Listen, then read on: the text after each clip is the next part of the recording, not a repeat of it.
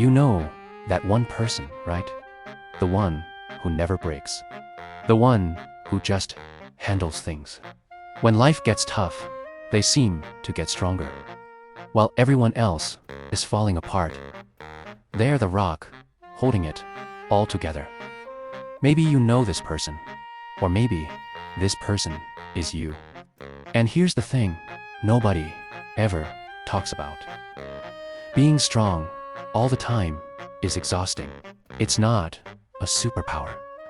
It's a prison. If you watch someone who's always strong, you'll start to notice something. They move through the world alone. Even when they're surrounded by people, they're isolated. Why? Because they can't ask for help. They can't admit they're struggling. They can't let anyone see that they're just human. They carry their own weight, and they carry everyone else's too. And nobody ever notices because they never show the strain. The problem with always being strong is that it becomes a cage.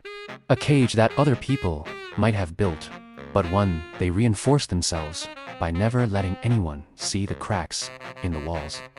Because they believe that the moment they show a little weakness, the moment they admit they're struggling, the entire structure will collapse. So they don't risk it. They keep the walls up. They keep getting stronger. They keep carrying more. And here's where it gets really dark. The people around them start to depend on that strength. They use it. They lean on it. They expect it.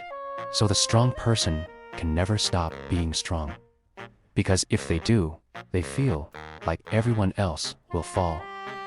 They feel like they'd be abandoning people. They feel selfish. So they just don't stop. They can't stop. Even when they're completely falling apart on the inside. There's a huge difference between strength and invulnerability. Real strength is knowing when to ask for help. Real strength is admitting you're scared. Real strength is letting people see that you're human. But the kind of strength our culture often praises, that's not real strength. That's a performance. It's a mask to learn behavior that starts to feel like an identity. People who are always strong become experts at hiding. They hide their pain. They hide their fear. They hide their sadness, their frustration, anything that might even suggest they're not okay. And the energy that takes, it's enormous. It's like holding your breath all day long. At first, you can do it. Then it gets harder. Then it becomes absolute agony. This pattern creates a very strange kind of loneliness. Because being strong means being separate. It means being the one who's different. The one who's capable, while everyone else is struggling. It means being set apart from the group. And while that might sound like respect or admiration, what it actually is isolation. It's a barrier between you and any real human connection. Because real connection requires vulnerability. And vulnerability is the exact opposite of always being strong. So the strong person becomes an observer. They watch other people have breakdowns, and they help them through it. They watch other people cry, and they comfort them. They watch other people admit they're scared, and they reassure them. But they never do any of those things themselves. They stay solid. They stay steady. They stay strong. And eventually, they start to feel like they're not really part of the human experience. Like they're just watching it all from the outside. Over time, this strength starts to curdle into resentment because they're doing all this work. They're holding all this weight. They're managing everyone else's emotions while their own are completely locked away, and nobody sees it. Nobody appreciates it because nobody even knows it's there. Everyone just assumes they're fine. Everyone just expects them to keep on being strong. So the resentment builds quietly, sometimes without them even realizing it, until one day they explode. they snap. They say something they shouldn't have.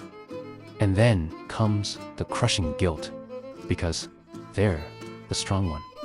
They're not supposed to break, but the body keeps score. It always does. People who are always strong often develop physical symptoms: tension, headaches, back pain, stomach issues, sleep problems, chronic fatigue. It's because the body is literally holding all that tension, all that effort to appear okay when they are anything but okay. Eventually, the body gets tired of trying to tell them something's wrong, so it just shuts down. It gets sick. It forces them to stop because they won't stop themselves. And then there's the emotional cost, the numbness, the disconnection from their own feelings. When you spend years hiding what you feel, when you spend years pushing down sadness and fear and anger, you start to lose access to those emotions. You become numb. You go through your day, but you're not really there. You're functioning, but you're not really feeling. You're living, but you're not really alive. And that's the real tragedy. That is the real loss. The relationships that form around this pattern are always unequal. The strong person can never fully be present in a relationship. They can never be truly vulnerable. So they're always holding something back, always keeping a part of themselves protected. And the other person feels that. They feel the distance. They feel like they're not allowed to get too close. So they either stay at a distance too, or they get frustrated and leave. And the strong person tells themselves it's because people always leave, not understanding that people leave because the door to their heart was always closed. Here, something that rarely discussed. Always being strong is often a response to a time when you didn't have strength and you really needed it. It's a reaction to something that happened, an unstable environment, a situation where you had to grow up way too fast, a trauma that taught you that the only way to survive was to be invulnerable. Maybe there was no one there to protect you. Maybe no one was strong for you. So you learn to be strong for yourself and for everyone else too. If this sounds like you, please know you are not alone. And being strong doesn't mean you have to do it all by yourself. Reaching out for support, whether it's to a trusted friend, a family member, or a mental health professional, is not a sign of weakness. It's the ultimate sign of strength. It's choosing to break the cycle. It's choosing to heal. There are resources available, like the National Suicide and Crisis Lifeline, which you can reach by dialing 988 in the US and Canada, or the crisis text line by texting HOME to 741,741. Taking that first step is the bravest thing you can do. Have you ever wondered why you're always the strong one? The one everyone relies on? For a lot of us, it starts in childhood. Not necessarily a story of abuse, but one of chaos, unpredictability. Maybe a parent was emotionally unstable, or the feelings at home were either explosive or completely absent. So, as a child, you learned to manage. You learned to control the only thing you could, yourself. You became the steady, reliable one who never needed anything, because needing things felt dangerous. It meant being vulnerable, and in an unstable world, vulnerability could lead to getting hurt. For others, this strength grew because someone they loved was weak. A parent struggling with addiction, mental illness, or just overwhelming pain. So the child became the parent. You stepped up and became strong because someone had to. You became the caretaker because no one else was going to hold the family together.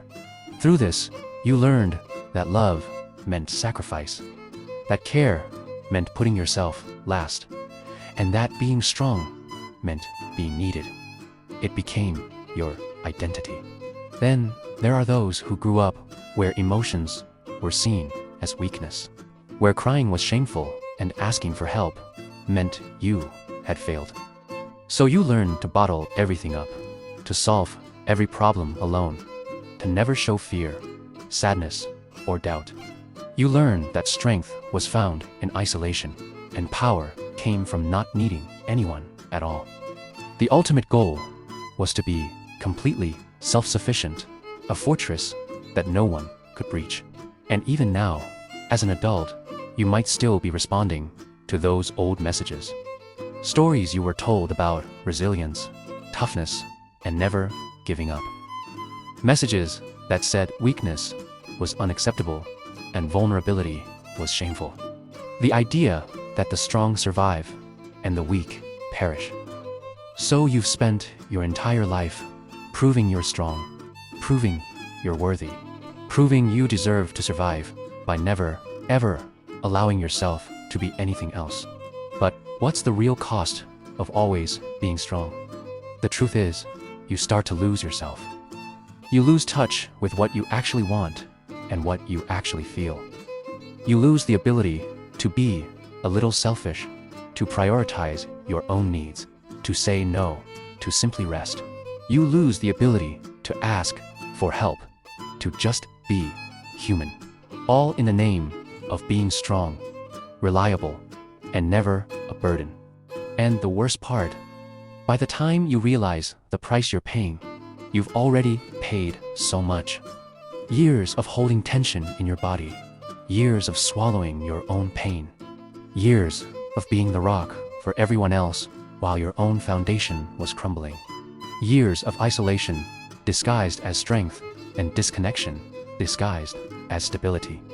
Years of slowly dying on the inside while looking perfectly fine on the outside. So, where do you go from here? The path forward starts with permission. Permission to not be strong all the time.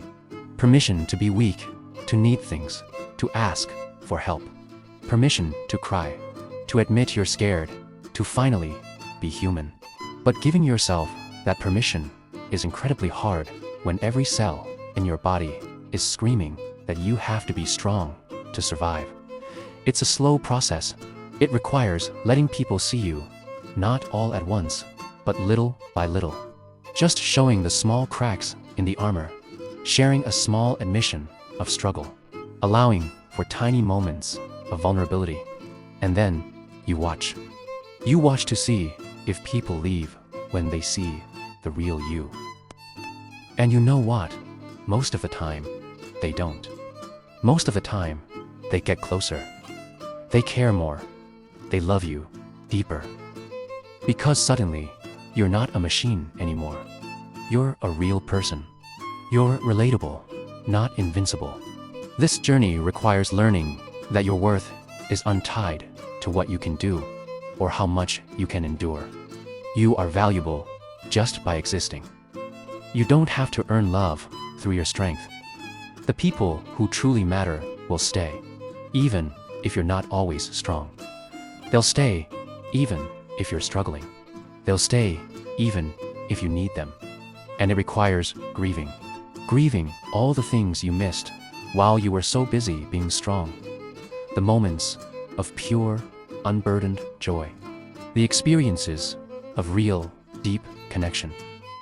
The simple relief of being taken care of for once. The freedom of not having to hold it all together. The profound peace that comes from just letting go. If any of this is resonating with you, if you're recognizing yourself in this pattern, if you're starting to see the true cost of your strength, that awareness is where everything changes. You don't have to keep proving you're worthy by never breaking. You don't have to keep punishing yourself with this exhausting invulnerability. You are allowed to be human. You're allowed to struggle. You are allowed to ask for help. The world doesn't actually need you to be strong all the time. It needs you to be real. It needs you to be whole. It needs you to be alive. Not just functioning, but actually alive. Feeling things, wanting things, and being vulnerable enough to be truly connected to other people. That is real strength. That is real power. Understanding these patterns, seeing how the armor we wore to protect ourselves has now become a prison. That's what we explore here. We look at the ways we learn to survive and the cost those survival mechanisms are taking on us now. If this helped you see something new about yourself, if something inside you cracked open just a little, subscribe to the channel. Because we're building a space where you don't have to be strong all the time, where vulnerability is welcomed, where just being human is more than enough. Thanks for being here. Until next time, be brave enough to not be strong.